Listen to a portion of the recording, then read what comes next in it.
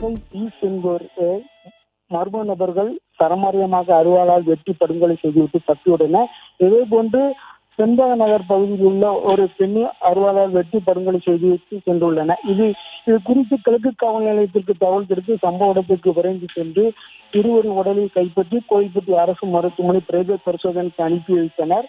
மேலும் இது குறித்து போலீசார் விசாரணை செய்ததில் கஸ்தூரி என்பவர் டைப் இன்ஸ்டியூட் மற்றும் இ-சேவை மையம் நடத்தி வருவதாகவும் கூறப்படுகிறது. மேலும் இந்த கொலை பழிக்கு பழி நடந்ததா என்பதை குறித்து போலீசார் விசாரணை மேற்கொண்டு வருகிறார்கள். மேலும் சம்பவ இடத்திற்கு தூத்துக்குடி மாவட்ட எஸ்பி ஆல்பர்ட் ஜான் மற்றும் கோயில்பட்டி டிஎஸ்பி ஜெகநாதன் ஆகியோர் சம்பவ இடத்துக்கு சென்று பார்வையிட்டு மேலும் விசாரணை மேற்கொண்டு வருகிறார்கள்.